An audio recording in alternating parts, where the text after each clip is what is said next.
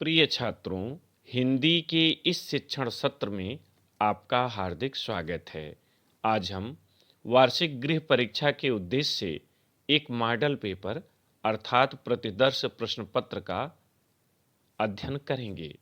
कई छात्रों ने आग्रह किया था कि उन्हें एक मॉडल पेपर के माध्यम से प्रश्न पत्र को हल करने के तरीके से परिचित कराया जाए। इसी कड़ी में आज हम कक्षा 11 सामान्य हिंदी का एक मॉडल पेपर प्रस्तुत कर रहे हैं। परीक्षा में शुद्ध लेखन का विशेष महत्व है, अतः लेखन की शुद्धता पर ध्यान दें, कटिंग करने से बचें और यदि काटना आवश्यक हो तो एक क्षैतिज रेखा से काट दें, उसे गुचपुचाने का प्रयास न करें। साथ ही जो महत्वपूर्ण बातें हों उन्हें रेखांकित करें या हाइलाइटर से हाइलाइट करें, जैसे जीवन परिचय आदि में जन्म मृत्यु का सन, माता पिता का नाम आदि। आइए प्रश्न पत्र देखें। वार्षिक परीक्षा 2020-21 प्रतिदर्श प्रश्न पत्र कक्षा 11, समय 3 घंटे, कुछ विद्यालयों में 2.5 घंटे भी मिलता है। विषय सामान्य हिंदी केवल प्रश्न पत्र, एक ही पेपर आता है, पूर्णांक 100। यह प्रश्न पत्र 2 भागों में बटा होता है, खंड क और खंड ख।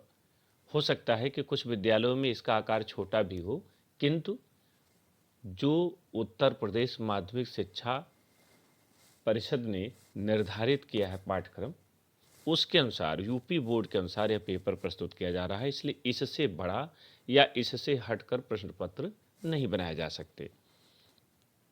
उत्तर लिखते समय हमेशा जहां से आपको शुरुआत करनी है उस पंक्ति के मध्य में लिखें प्रश्नोत्तर संख्या, फिर डैश करें, 1 लिखें, 1 लिखें, प्रश्नोत्तर संख्या 1। बाएं तरफ क ख ग घ अंगा लिखें और इसके बाद जो विकल्प सही है उस विकल्प को लिख दें। जैसे क के थोड़ी दूरी बाद क इस तरह से लिखिएगा, जैसे यहाँ लगा हुआ ब्रैकेट इस तरह से क लिखिएगा, थोड़ी सी दूर पर छोड़ करके। हिंदी का प्रथम मौलिक उपन्यास है, आप जानते हैं परीक्षा गुरु है, इसलिए थोड़ी दूर पर छोड़ करके इसी तरह से लिखेंगे स परीक्षा गुरु। इसी तरह ख में रानी केतकी की कहानी के लेखक हैं, सही उत्तर है मुंशी इंसा अल्लाह खां, इसलिए ख के आगे अ मुंशी इंसा अल्लाह खां लिखेंगे। ग हिंदी की प्रथम कहानी है, इंदुमती है, तो आप ग के आगे द इंदुमती लिखेंगे। घ सरस्वती पत्रिका के संपादक हैं महावीर प्रसाद द्विवेदी, सही उत्तर है, इसलिए घ के आगे आप स महावीर प्रसाद द्विवेदी लिखेंगे। अंग शुक्ल युग के निबंधकार हैं, यहाँ पर सही उत्तर है गुलाब राय, इसलिए अंग के आगे आप ब गुलाब राय लिखेंगे। इस तरह से 5 प्रश्न 5 अंकों के एक गद्य साहित्य के इतिहास से संबंधित हैं। दूसरा प्रश्न ये काव्य साहित्य के इतिहास से संबंधित है, यह भी सामान्य हिंदी में ऑब्जेक्टिव आता है, बहुविकल्पी आता है, इसमें भी उत्तर चयन करना है। तो यहाँ भी आप पंक्ति के मध्य में लिखें प्रश्नोत्तर संख्या डैश करके 2 और बाएं तरफ क ख ग घ अंगा लिखें या 1 2 3 4 5 जो पेपर में दिया हुआ हो, और फिर उसी तरह से उत्तर चयन करें। तार सप्तक के संपादक थे, सही उत्तर है अज्ञेय, तो क के बाद थोड़ी दूर पर लिखेंगे स अज्ञेय। ख ढिंगल एवं पिंगल भाषा का प्रयोग विशेषता है, तो यह विशेषता आदिकाल की है, इसलिए ख के आगे आप लिखेंगे व आदिकाल।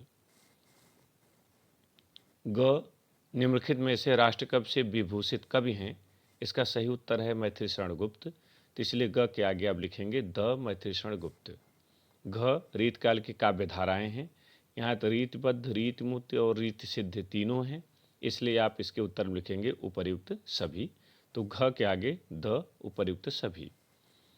अंग श्री रामचरितमानस की भाषा है, इसका सही उत्तर है अवधि, तो अंग के आगे आप ब अवधि लिखेंगे। ध्यान रखिएगा, आपको श्री रामचरितमानस की भाषा है डैश करके ऐसा उत्तर लिखने की आवश्यकता नहीं, केवल अंग लिखिए, थोड़ा सा जगह छोड़िए, फिर ब अवधि लिख दीजिए, बस सही क्रम में लिखिए, उत्तर की जांच होगी और आपको अंक मिलेंगे। इस तरह से काव्य साहित्य इतिहास में भी 5 प्रश्न आते हैं और इसी तरह से पूछे जाते हैं। तीसरा प्रश्न, दिए गए गद्यांश पर आधारित निम्नलिखित प्रश्नों के उत्तर दीजिए। 5 प्रश्न होते हैं, 2 अंक के होते हैं और कुल 10 अंक के होते हैं। यहाँ देखें, हम नहीं समझते कि इनको लाज क्यों नहीं आती कि उस समय में जबकि इनके पुरखों के पास कोई भी सामान नहीं था, तब उन लोगों ने जंगल में पत्ते और मिट्टी की कुटियों में बैठ करके बांस के नालियों से जो तारागृह आदि बेच करके उनकी गत लिखी है वह ऐसी ठीक है कि 16 लाख रुपए के लागत की विलायत में जो दूरबीन बनी है उससे उन ग्रहों को भेद करने में वही गति ठीक आती है। इसको देखते ही आप समझ गए हों कि आपके प्रथम पाठ भारतवर्ष उन्नत कैसे हो सकती से लिया गया है। तो यहाँ पहले आप पंक्ति के बीच में लिखिएगा प्रश्नोत्तर संख्या 3, फिर बाएं तरफ लिखिएगा क, और क लिखने के बाद उत्तर लिखिएगा उपर्युक्त गद्यांश के पाठ का नाम भारतवर्ष उन्नत कैसे हो सकती है और लेखक का नाम भारतेंदु हरिश्चंद्र है। फिर ख लिखिएगा, उसके नीचे रेखांकित अंश की व्याख्या डैश कर दीजिएगा, हेडिंग डाल दीजिएगा इसको। फिर ये जो रेखांकित अंश है आज इस काल से लेकर के गाड़ी बन रहे हैं इसकी आप व्याख्या लिखिएगा। फिर ग हमारे पुरखों ने कैसे ताराग्रह भेद किया, फिर इसका उत्तर लिखना है। यहाँ आपका जैसे हमारे पुरखों ने जंगल में पत्थर मिट्टी की कुटियों में बैठ करके बांस के नालियों से ताराग्रह भेद किया, इस तरह के सारे प्रश्नों का उत्तर आपको पहले ही पढ़ाया जा चुका है, तो वहीं से आप इसको लिखेंगे। इसी तरह से घ का उत्तर देंगे और इसी तरह से अंग का उत्तर देंगे। पुरखों व बिलाए शब्दों का अर्थ लिखिए। यहाँ उत्तर लिखते समय आप पुरखों व बिलाए शब्दों का अर्थ निम्नलिखित हैं ऐसा लिखिएगा। बाएं तरफ शब्द और दाहिनी तरफ अर्थ लिखिएगा। शब्द के नीचे पुरखों, उसके नीचे फिर विलायत, और उसके आगे अर्थ के नीचे पुरखों के सामने पूर्वज लिखना है और विलायत के सामने विदेश लिखना है। या आप इसके अथवा में अंधकार के बिकट बैरी, ये दूसरा पाठ है आपके यहाँ आचार्य महावीर प्रसाद द्विवेदी जी का महाकवि माघ का प्रभात वर्णन उससे लिया गया है। सेम उसी तरह से इसका भी उत्तर देना है। पहले संकेत लिखिएगा, अंधकार के बिकट बैरी डाट डाट डाट भाग चली, फिर आप बाएं तरफ क ख ग घ गा करके उसी तरह से उत्तर लिखेंगे जैसे ऊपर बताया गया है। चौथा प्रश्न, दिए गए पद्यांश पर आधारित निम्नलिखित प्रश्नों को उत्तर दीजिए। यहाँ भी 5 प्रश्न होंगे, 2 अंकों के होंगे और कुल 10 अंक का यह प्रश्न होगा। आप पहले पद्यांश को पढ़िएगा। जैसे यहाँ कबीर यह घर प्रेम का देखकर आप समझ गए कि कबीर के साखियों से लिया गया है। तो उपयुक्त यहाँ पर पहले प्रश्नोत्तर संख्या 4, फिर बाएं तरफ किनारे क लिखिएगा। उपयुक्त पद्यांश का शीर्षक साखी और कवि का नाम कबीरदास है। फिर ख लिखिएगा, रेखांकित अंश की व्याख्या, हेडिंग डालिएगा। फिर डैश करके सब अंधियारा मिट गया जब दीपक देखा माही यहाँ रेखांकित है, इसकी व्याख्या लिखिएगा। व्याख्या लिखने का सुंदर तरीका है कि जितनी पंक्ति रेखांकित हो उसका 2.5 गुना आप लिखें, स्टैंडर्ड माना जाता है, इससे थोड़ा सा कम अधिक हो सकता है। इसके बाद अन्य प्रश्नों का भी उसी तरह से आप उत्तर लिखते चले जाएं। जैसे अंधियारे शब्द का आशय स्पष्ट कीजिए, उपरोक्त पद्यांश में कौन सा छंद है, शीश उतारे हाथ करके भाव स्पष्ट कीजिए। ये सारे प्रश्नों के उत्तर आपको पूर्व में ही पाठ पढ़ाते समय दिए जा चुके हैं। अथवा मेरो मन अनत कहाँ सुख पावे, अंतिम पंक्ति में आप जानेंगे कि सूरदास जी का है। यहाँ भी वही बात है कि आप पहले अगर इसको करना चाहते हैं तो आप प्रश्नोत्तर संख्या 4 का अथवा नहीं लिखेंगे, बल्कि प्रश्नोत्तर संख्या 4 ही लिखेंगे। संकेत में मेरो मन, फिर डाट डाट का निशान बनाएंगे, फिर अंतिम कौन दुहावे करके पूर्ण विराम कर देंगे। पता चल जाएगा कि आपने अथवा को सेलेक्ट किया है, और उसी तरह से जैसे ऊपर बताया गया आप इनका भी उत्तर लिखेंगे। 5वां प्रश्न 2 भागों में बटा हुआ है। क में लेखक परिचय है और ख में कवि परिचय है। निम्नलिखित में से किसी एक लेखक का साहित्यिक परिचय देते हुए उनकी रचनाओं का उल्लेख कीजिए। 5 अंक का है। भारतेंदु हरिश्चंद्र, महावीर प्रसाद द्विवेदी, सरदार पूर्ण सिंह, ये 3 दिए रहते हैं, 3-3 दिए रहते हैं, कोई भी 3 हो सकते हैं जो आपके पाठ्यक्रम में सम्मिलित हैं। इनके शब्द सीमा 80 निर्धारित की गई है। ध्यान रखिएगा कि जब साहित्यिक परिचय पूछा जाएगा तो जीवन परिचय को बड़े संक्षेप में लिखिएगा। जन्म, मृत्यु, माता पिता का नाम और हो सके तो उनकी शिक्षा या पत्नी का विवरण दे दें। 3-4 पंक्तियों में, 5 पंक्तियों में जीवन परिचय पूरा कर दें। फिर साहित्यिक परिचय, भाषा शैली, रचनाएं और हिंदी साहित्य में स्थान लिखें। यदि यहाँ जीवन परिचय पूछा जाता है तो साहित्यिक परिचय छोड़ दें, जीवन परिचय, फिर भाषा शैली, रचनाएं और हिंदी साहित्य में स्थान, इस तरह से लिखें। ठीक इसी तरह से आपको ख में भी करना है। यहाँ निम्नलिखित में से किसी एक कवि का साहित्यिक परिचय देते उनकी रचनाओं का उल्लेख कीजिए, पूछा गया है। 5 अंक का है। साहित्यिक परिचय पूछा गया इसलिए यहाँ भी जीवन परिचय संक्षिप्त कर दें। यदि जीवन परिचय पूछा जाएगा तो साहित्यिक परिचय छोड़ दीजिएगा। कबीरदास, सूरदास, तुलसीदास, इस तरह से 3 दिए रहते हैं, किसी एक कवि का आपको लिखना होता है। प्रश्न संख्या 6, बलिदान कहानी का सारांश लिखिए अथवा आकाशदीप कहानी के उद्देश्य पर प्रकाश डालिए। 5 अंक का है, ध्यान रखिएगा। कहानी पर 2 ही तरह के प्रश्न बनते हैं, सारांश और उद्देश्य। और इस साल के पाठ्यक्रम में 2 ही कहानियां हैं, बलिदान और आकाशदीप, इसलिए एक का सारांश और एक का उद्देश्य पूछा जाएगा। इसे अच्छे से तैयार करें, भूमिका सहित लिखें, आपको अच्छे अंक मिलेंगे। 7वां प्रश्न, सूतपुत्र नाटक के प्रथम अंक का सारांश लिखिए अथवा सूतपुत्र नाटक के नायक का चरित्र चित्रण कीजिए। प्रयागराज या इसके आसपास के जो ज़िले हैं, यहाँ सूतपुत्र नाटक चलता है इस मंडल में। तो सूतपुत्र नाटक का अगर आप अंकों का सारांश लिख रहे हैं तो भूमिका सहित पहले हेडिंग डालिएगा, प्रश्नोत्तर संख्या 7, फिर सूतपुत्र नाटक के प्रथम अंक का सारांश, फिर भूमिका सहित के सूतपुत्र नाटक की रचना किसने की है, इसमें किसके बारे में वर्णन है, इसमें कितने अंक हैं, फिर प्रथम अंक का सारांश निम्नलिखित है। जैसा कि मैंने वीडियो में प्रस्तुत किया है वैसा लिखिएगा तो सुंदर लगेगा। या हेडिंग डाल देंगे सूतपुत्र नाटक के नायक का चरित्र चित्रण, फिर चरित्र चित्रण करेंगे आप। खंड ख, इसमें 8वां प्रश्न से खंड ख शुरू होता है, 2 भागों में विभाजित है। खंड क जो है इसका 8वें का क, इसमें संस्कृत गद्यांश आएंगे, उनमें से एक को चयनित करना है आपको और उसका हिंदी में अनुवाद लिखना है। दिए गए संस्कृत गद्यांशों में से किसी एक का संदर्भ सहित हिंदी में अनुवाद लिखिए। यहाँ 7 नंबर का एक प्रश्न है, 3 हेडिंग में लिखना है, पहले संकेत, फिर संदर्भ, फिर हिंदी अनुवाद। संकेत भारतवर्षस्य ... ऐसे निशान बना देंगे, अंतिम में सम्मर्दः भवत करके पूर्ण विराम कर देंगे। इससे पता चलता है कि आपने ऊपर वाला लिया या नीचे वाला लिया। इसके बाद संदर्भ लिखिएगा। संदर्भ में ध्यान रखिएगा कि संस्कृत खंड उल्लेख जरूर करिएगा कि प्रस्तुत संस्कृत गद्यांश हमारे पाठ्य पुस्तक सामान्य हिंदी के संस्कृत खंड के अंतर्गत प्राज्ञा पाठ से लिया गया है। इस तरह से आपको लिखना है, क्योंकि अब संस्कृत दिग्दर्शिका किताब नहीं चलती।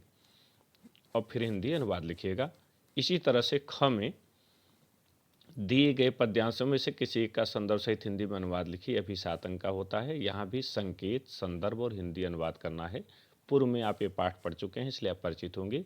ये वृत्तम यत्न संरक्षेद, ये सदाचार उपदेशक का है। नयनम छिंदन से शस्त्राणी, ये गीतामृतम का है।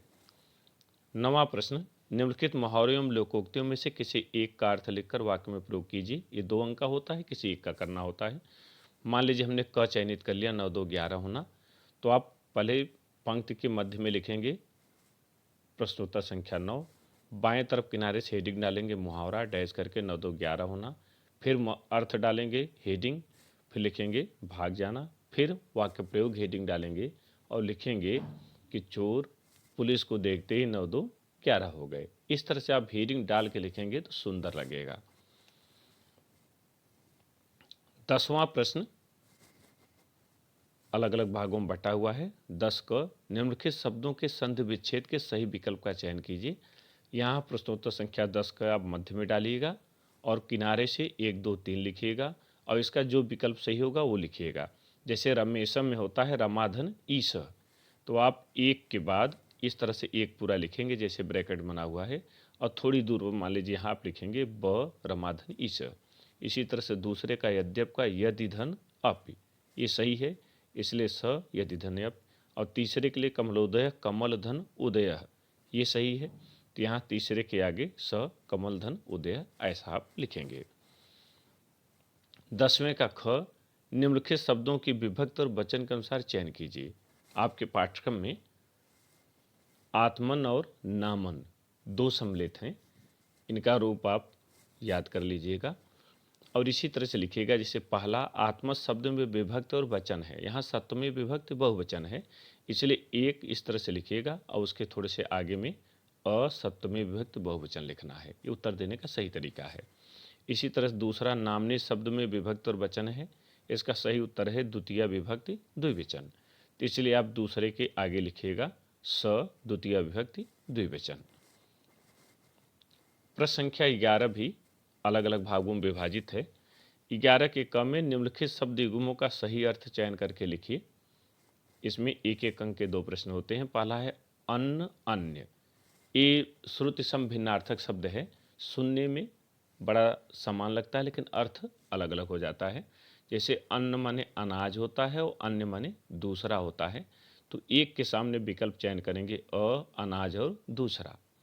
दो अनल और अनिल, अनल माने अग्नि, अनिल माने हवा या वायु, तो यहाँ आप चयन करेंगे दो के आगे लिखेंगे स अग्नि और वायु। 11 के ख में निम्नलिखित शब्दों में से किसी एक शब्द के दो अर्थ लिखिए, 2 अंक का होता है। कोई एक शब्द लेंगे, जैसे यहाँ कनक दिया हुआ है, अंबर है, कर है। इनमें से किसी एक के दो अर्थ लिखने हैं, लेकिन ध्यान रखने कि दोनों पर्यायवाची आपस में नहीं होनी चाहिए, वो अनेकार्थी होनी चाहिए, चूंकि अनेकार्थी है। जैसे कनक का यहाँ अर्थ होगा स्वर्ण और धतूरा, अंबर का वस्त्र और आकाश, कर का हाथ और हाथी की सूंड। ये जो अर्थ हमने बताए हैं ये दोनों आपस में पर्याय नहीं हैं, इसके तो अर्थ हैं किंतु आपस में पर्याय नहीं है, इन्हें अनेकार्थी कहा जाता है। इसी तरह से और शब्द हैं, आप ध्यान देंगे तो आप इन्हें करते चले जाएंगे। आपके प्रश्न पुस्तिका में, किताब में भी ये सब दिए गए हैं। ग, निम्नलिखित वाक्यांशों के लिए एक शब्द का चयन करके लिखिए। यहाँ वाक्यांशों के लिए एक शब्द चुनना है और इसके विकल्प दिए रहेंगे। जैसे पहला है जो ईश्वर में आस्था रखता हो, इसका सही उत्तर है आस्तिक, इसलिए एक के सामने आप लिखेंगे आस्तिक। दूसरा जो कहा न जा सके, इसका सही उत्तर होगा अकथनीय, तो दो के सामने आप लिखेंगे अकथनीय। घ, निम्नलिखित में से किन्हीं दो वाक्यों को शुद्ध कीजिए। दो वाक्य आपको शुद्ध करने हैं। जैसे पहला है एक व्याकरण की किताब लाना, यहाँ शब्द जो है उसका क्रम बदल गया है, आप क्रम सही करें, चूँकि एक व्याकरण की किताब नहीं होती बल्कि व्याकरण की एक किताब लाना। वह लड़के कहाँ जा रहे हैं, ये एक वचन है इसलिए शुद्धि है, तो वे लड़के कहाँ जा रहे हैं। मीराबाई कृष्ण भक्त कवि हैं, चूँकि मीराबाई स्त्री हैं इसलिए वो कवि नहीं बल्कि कवयित्री हैं, तो मीराबाई कृष्ण भक्त कवयित्री हैं, ऐसा करेंगे। संतोष का फल मीठा होता है, यहाँ संतोष में जो स है ये दंत स है और यहाँ तालव्य स होगा, जिसको आप सीटी वाला स कहते हैं, इसलिए यहाँ होगा संतोष का फल मीठा होता है, इस स का प्रयोग करेंगे। 12वां प्रश्न 3 भागों में विभाजित है। क ख ग। क में रस पूछा जाता है, वीर अथवा श्रृंगार रस का स्थायी भाव के साथ उसकी परिभाषा अथवा उदाहरण लिखिए, 2 अंक का। यहाँ ध्यान रखिएगा कि मान लीजिए इसे आप वीर रस लिख रहे हैं तो पहले प्रश्नोत्तर संख्या 12 क कर देंगे, फिर वीर रस हेडिंग डालेंगे। वीर रस के नीचे आप पहले अस्थाई भाव हेडिंग डाल करके डैश करके उत्साह लिखेंगे, जैसे श्रृंगार का होता है रथ। तब इसके बाद या तो परिभाषा लिखेंगे या उदाहरण जो पेपर में पूछा रहेगा। इसी तरह ख में यमक अथवा रूपक अलंकार का लक्षण अथवा उदाहरण लिखिए। यहाँ आप यमक या रूपक में से किसी एक का या तो परिभाषा लिखेंगे या उदाहरण लिखेंगे। ग, दोहा अथवा सोठा छंद का मात्रा सहित लक्षण अथवा उदाहरण लिखिए। यहाँ आप दोहा या सोठा में से किसी एक की परिभाषा लिखेंगे या उदाहरण लिखेंगे। अगर उदाहरण लिखेंगे तो उन पर मात्राएं जरूर लगाएंगे। 13वां प्रश्न, किसी बैंक के प्रबंधक को डेयरी उद्योग प्रारंभ करने हेतु ऋण प्राप्ति के लिए एक आवेदन पत्र लिखिए। यहाँ बैंक से ऋण प्राप्त करने के लिए एक आवेदन पत्र लिखना है और इसको पत्र लेखन भाग में बताया जा चुका है, वहाँ से आप इसे हल करेंगे। या स्वास्थ्य अधिकारी को अपने नगर की सफाई हेतु पत्र लिखिए, इस पर भी सामग्री दी जा चुकी है, आप वहाँ से इसे हल करेंगे। यह 6 अंक का होता है। 14वां और अंतिम प्रश्न निबंध लेखन से संबंधित है। निम्नलिखित में से किसी एक विषय पर निबंध लिखिए, 9 अंक का होता है। मेरा प्रिय साहित्यकार, वैश्विक महामारी कोरोना, कारण और निवारण के उपाय, विज्ञान वरदान या अभिशाप, पर्यावरण प्रदूषण, कारण और निवारण के उपाय, जनसंख्या की समस्या, कारण और निदान आदि निबंध पूछे जाते हैं। इनमें से कोई न कोई एक मिल जरूर जाता है। इनको लिखते समय आप पंक्ति के मध्य में प्रश्नोत्तर संख्या 14 लिखें, फिर एक पंक्ति छोड़कर उसके नीचे विषय लिख लें, जैसे आपने लिया विज्ञान वरदान या अभिशाप। फिर उसके एक पंक्ति नीचे बाएं तरफ रूपरेखा हेडिंग डाल दें। फिर 1 2 3 4 5 करके जो आप भीतर हेडिंग देना चाहें उनको अब एक क्रम में व्यवस्थित कर दें। फिर अगले पेज से प्रस्तावना से शुरू करें और उपसंहार तक पूरे निबंध को लिख डालें। आपको सुंदर अंक मिलेंगे। मुझे उम्मीद है कि आपने मॉडल को समझ लिया होगा। इसे आप एक बार अपने कॉपी में हल करें और देखें कि क्या आप नियमों का पालन कर पा रहे हैं, कहीं आपसे कोई त्रुटि तो नहीं हो रही है। अगर 2 4 बार आप अभ्यास करेंगे तो आपकी यह मेहनत कक्षा 12 में भी काम आएगी और आप बहुत बेहतर कर सकेंगे। आप सफल हों, आगे बढ़ें। मेरी बहुत बहुत शुभकामनाएं। बहुत बहुत धन्यवाद।